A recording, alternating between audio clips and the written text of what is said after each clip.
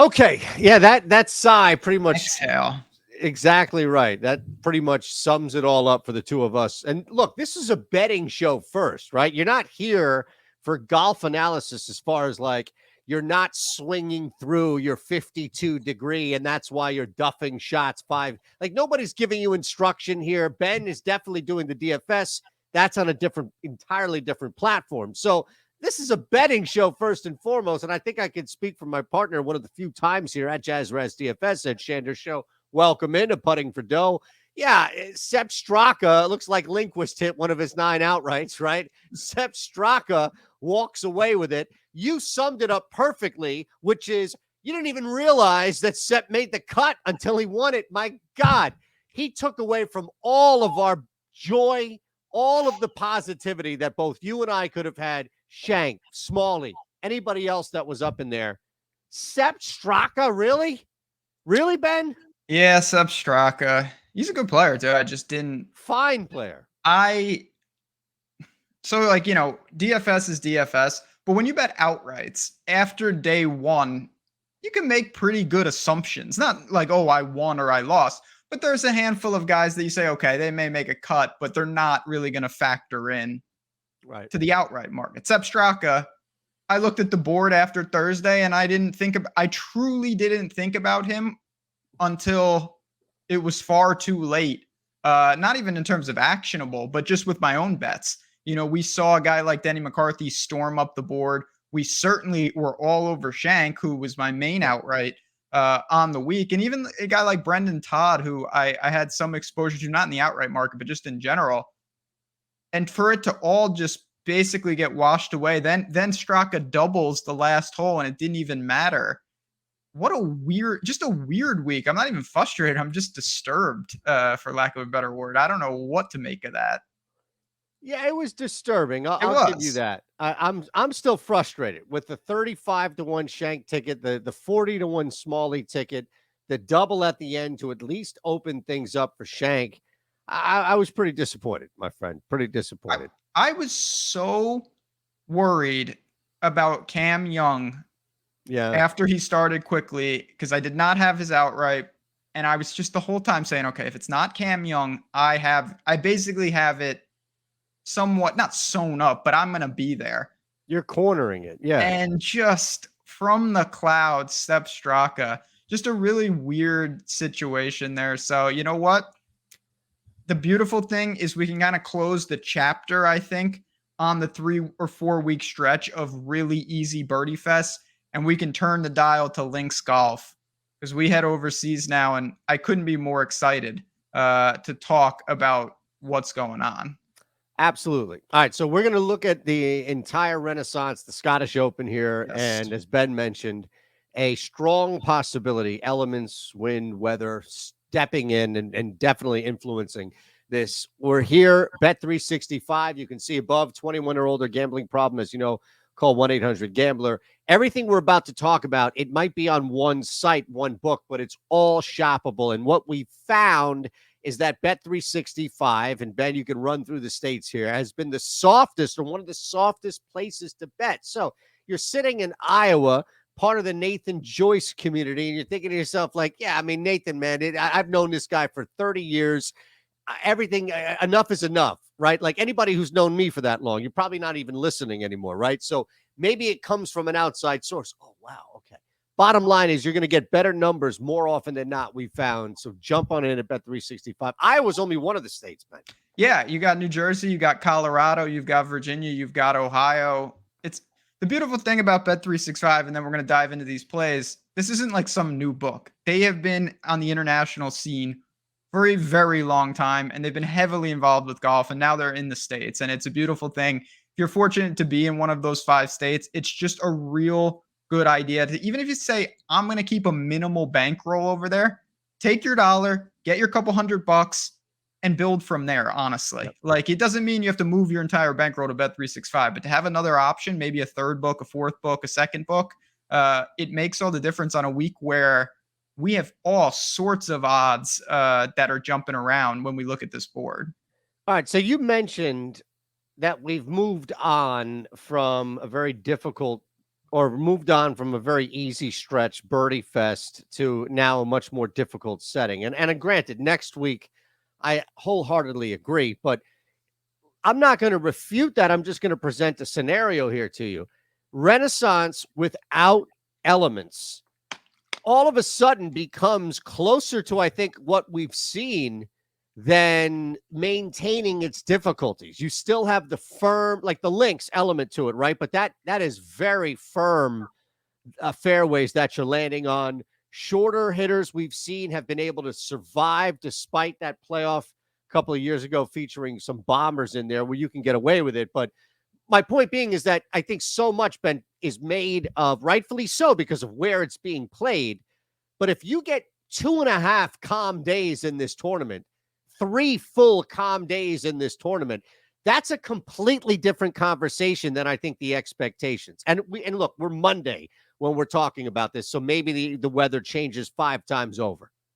Oh, 5 times over after Thursday. Like, that's the thing with links golf. You can look and it says, oh, it's going to be calm. By Friday afternoon, it's monsooning and it's 40 miles. You just have to live with it. And I think you bring up an amazing point. I couldn't agree more. Links golf, the number one defense by far is weather. That is what the course is. They're not long enough to be able to stop these guys. And we've seen this, the Irish Open and the Scottish Open.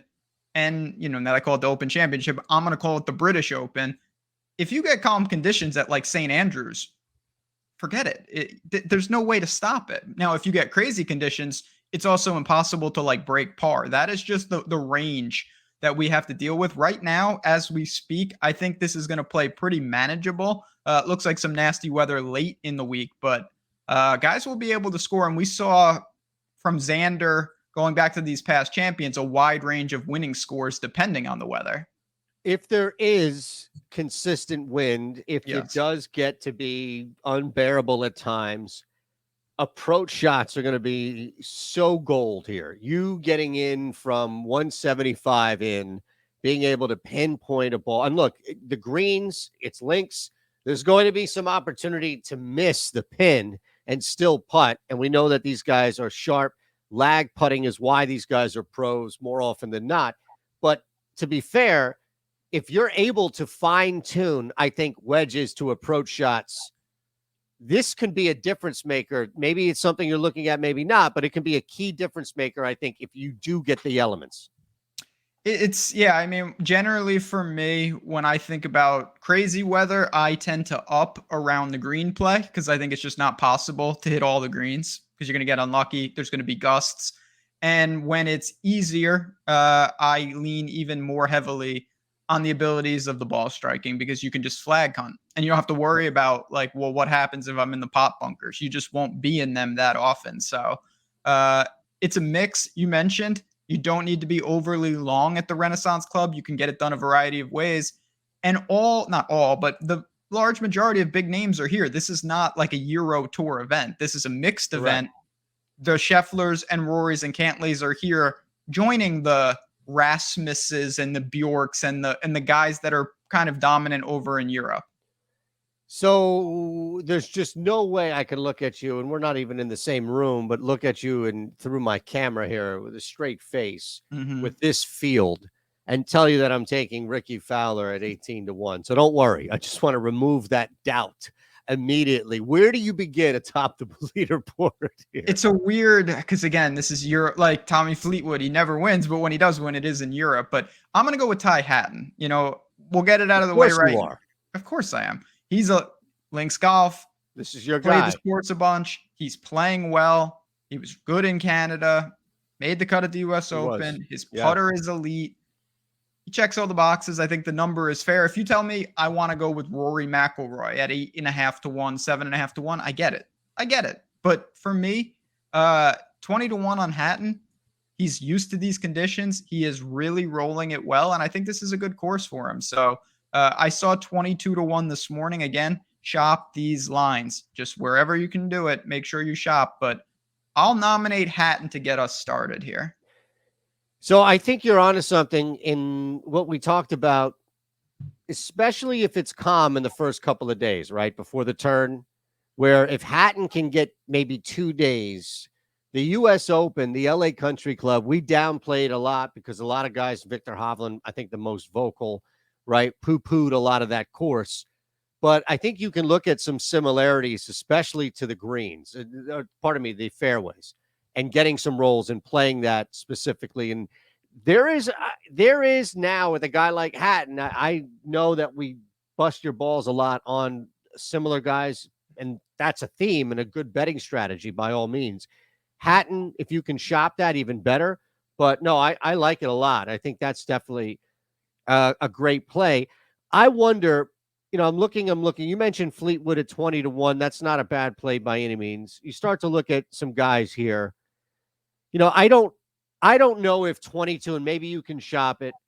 There's a guy that I like better, and he's down a little bit. But I do just want to mention Matt Fitzpatrick with success, with course history, with playing over here in this continent, links and knowing the elements. It hasn't been the best stretch of golf overall for Fitzy, Ben. So I don't know if this is more of a true number, if he were winning, or if he had something just a little bit better of a stretch under his belt. If Matt Fitzpatrick is more of an 18-1, like Hovland and Fowler. I don't think I'm getting a deal for Matty Fitz at 22-1, Ben, but I don't think I'm getting ripped off like I am with Fowler. Yeah, I get it. He was sixth here last year. He can play in all conditions. He is someone that I actually just love the way. I'm going to go way off the radar here. You're going to be like, what is he talking about? But, people always say with Anthony Davis that he grew late and he had guard abilities and then he grew tall. And Yeah. Fitzpatrick has that with golf. He was always really straight off the tee and then he found a way to add distance, but he didn't sacrifice all the accuracy. And I love that with his total driving when you get to link style golf. And this is not like, oh, the rough is up. If you spray it in Europe, you're literally in fescue and there's no way to get out of it. Like you can just make a 9 at any point. I love the way Fitzy plays. If I didn't click Hatton in the 20s, it would have been one of the other English players in Fleetwood or Fitzy. Yeah, the fescue is huge, and it's two things that we both mentioned without mentioning fescue. That's around the green, getting out of anything, and avoiding it, which is approach shots, because the green, that's the defense. That's the main defense of these gigantic greens, fescue, and it's everywhere. It's just absolutely everywhere. All right, where else? Some interesting name. I think this is my favorite range, to be honest with you, in this 3 to maybe 55, 6,000 range. Are you pointing to Justin Thomas? Are you subliminally trying to make me say Justin Thomas, or are you just? I'm trying to have you avoid hitting two of my. Actually, I'm not. I'm never going to play Burns. For me, you don't have to worry about Burns. I'm going to move this down so I'm not subliminally moving it anyway. I think Justin Thomas is an interesting play forever now with these numbers, but I think that Sanjay is also very interesting, to be honest. He's 50-1, and yes, he has not played his best golf. 6 straight events, 0 top 20s. But he is getting back a little bit. He was 29th and 24th in the last couple. The putter is good. He has an all-around game, which I do think helps in links golf, even though I will admit it is not translated for him yet. When I think of courses that Sanjay should be good at, though, it's more Renaissance Club than it is some of the other layouts that they've played in recent weeks. So I just look at this. You kind of see, I think, variance in Europe and links golf is just higher. You kind of see crazy winners all the time. Weird stuff happens. I think Sanjay easily can get in the hunt here. You're going to give me 50-1. I think he is much more likely to win than a guy like Eberg or even Minwoo, who's done it here. I like this number. And I'm gonna put him on the card this week. Yeah, man. I think if you're looking at anybody that we haven't mentioned, you're going to be penalized for Wyndham Clark because of a victory. But there's also, I think, just this maybe general feel to ignore him. I don't even know if it's fading, but I think, Ben, there's right, like just ignoring him altogether because people aren't sure if he can do it, if this is a consistency thing or if this is just, hey, it's golf and guys squeeze through and they get it. I think at 35, look, if it's not, and he put together multiple victories and he had this stretch, there's no way he's sitting at 35-1. I get that. But he's intriguing. Like Minwoo, I was looking at him. I was definitely intrigued with Minwoo Lee, but especially because he's had a couple of top 15s over there on the DP Tour and the British Masters. He played well. LA, he played well, but he's young. This is a big field. I just don't know if I can afford him that same luxury as I would Wyndham Clark. So that's where I kind of would look at anybody below Sungjae. I don't know what to. I'll admit I struggle with guys that don't have links golf experience in a large sample, and yet have shown like Wyndham Clark. My first, this is just crazy to say. My first thought is like 35-1 for that guy, and then it's like, oh yeah, I forgot he just won a major. Like Yep. he just outdueled Rory at the U.S. Open. Like obviously Wyndham Clark At can win LA. this. Just to remind you, I'm going to draw that comparison again, Ben, when it's calm and nice. That's all. Yeah, and listen, I get it. I do. It's just a weird situation. Wyndham Clark, to me, you could make a real argument that he is incredibly undervalued or incredibly overvalued in this field. I think both have merit, and that's why it's very difficult for me to do that. Now we're talking. Yeah, that's right. Go right to Rasmus. I know you want to. Well, look, I tell you, he is a fantastic. This guy's the man. Minus 110, top 40. And I think you play that with whatever you're doing, you immediately jump for him as at minus 110, top 40. I'm always team Rasmus. Him and, they got the Matrix twins going on here because it's weird. So when these guys came up, I was told, and again, there's a million sharp people in the golf community, that Rasmus was, like the guy, mega talent. It's going to be unbelievable.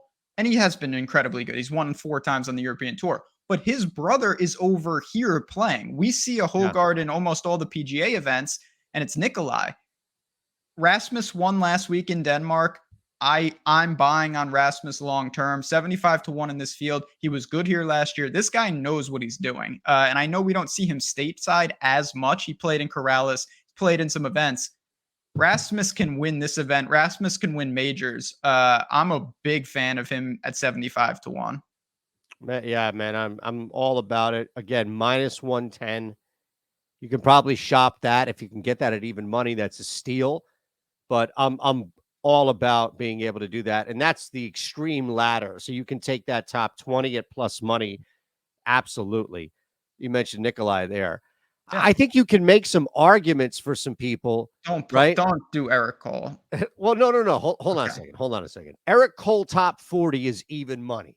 And I've mentioned this to you before. In fact, I'm going to bring it up on the board so it's official. But I've mentioned to you, it's plus 105. So that moved since all right. So people, if somebody, all right, must not like Cole, that's fine by me.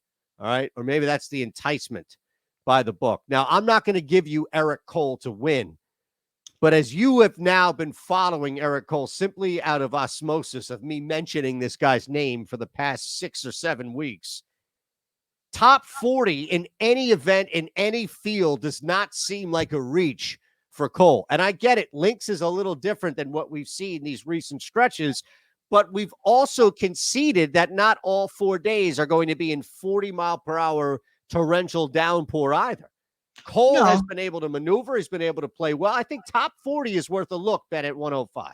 I get it. He's really striking the ball well. His irons travel. For me, I'll just, again, I would rather play a guy like Noren at the exact same price. He has the exact same odds, basically, as Eric Cole, and Noren couldn't be more different in terms of he is a Swede. He's played on the European Tour for decades, it feels like, and he came over here and he's starting to get it together again. So for me, I would go Noren over Cole. That'll be a gentleman's bet for putting for dough this week. We'll see how our boys do battle at basically the same odds. There you go. It's too bad there's not a matchup in there. Yeah, that would be nice because I would take the Noren side. I'm sure you would. Alexander Bjork, another Swede. There are names down here. Don't be shocked to see some guys that we're not familiar with get in this hunt.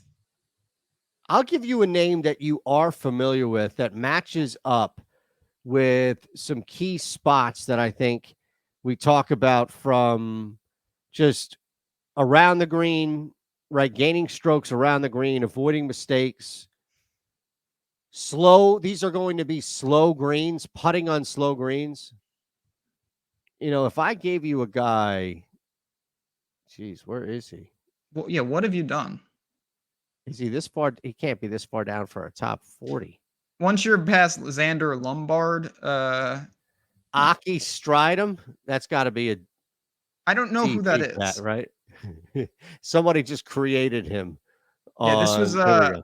this was a psych op I'll to leave you with this, and you can no. hit me with anything you have. You don't Oh, I like got Patrick one thing Rogers, for us. top 40? Again, he No? drives it very straight. This is going to be fascinating because we definitely have two different approaches in my opinion. Almost every guy that you've talked about is an American golfer with a lot of talent that you're hoping translates to links golf. Wyndham Clark, Eric Cole, Rogers. Can these guys? They've been making cuts. They drive it well.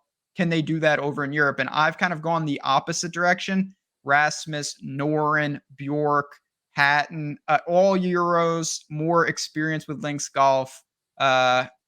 So we'll see. I think calmer conditions help your guys more than they help mine. I'll agree with that. Absolutely. Absolutely. And I think that's going to be a big thing for me, which is if I get lucky and I get 3 days of calm conditions, I feel like I'm ahead of these numbers. If I'm unlucky and I get 1 day, I'm cooked. And there's maybe 1.5 guys who can survive this. That's not a bad card, though, right there, Ben. It's not Anything bad, else but you want to get out? it's not done yet because No. a secret player is going to emerge here. And when I say this is going to end potentially terrible, I mean it. But if you know me and you follow me on Twitter at JazzRazDFS, you know that the most guilty pleasure, the European griot for me, is in this field. It is a person that I would assume that you've never heard of, to be honest. Okay. And his name is Maximilian Kiefer. I love that guy. He is Great name. my guy. He is the man. He's been playing pretty well in recent weeks. He could have and maybe should have won both the Porsche and the BMW. He came in second and third at the British Masters in his last tournament. You see he came in 57th, and you think, He shot 80 on Sunday. I watched the entire round. He was right there, and he melted down completely from in the hunt. He has played good golf. Is he going to win the Scottish Open? Survey would say no. I would assume he will be cut in swift order. But I love the way this guy plays. He's very accurate off the tee. He can't putt a lick, and then at times he can't miss. So he is my lotto ticket of the month. If you're looking for a prayer, sneakiest guy in the field. I love this guy. Big fan of his game. Awesome. Put it on the board. Make a mental note. Oh, no, it's staying there. All right. I have it all written down there and saved. That's a different category. That's a dangerously insane play. I want to be clear. Oh, I love it. I love it. Absolutely. Okay. So we've got a big one following this one, in case you heard of it. Make sure you stick around. We'll tackle the Open as best we can. But for now, it's the Scottish Open at the Renaissance. You have the card. You're prepared. You can follow us on the Discord throughout the week. There's a link below. You can sign up. It's easy. All right. At JazzRazDFS, at Shander Show. Most importantly, though, the best place to get us live sweats, cards, top 40s, matchups, anything that changes on the Discord. That's why we're here for you. All right, Ben? See everybody next week. Good luck. Max Kiefer.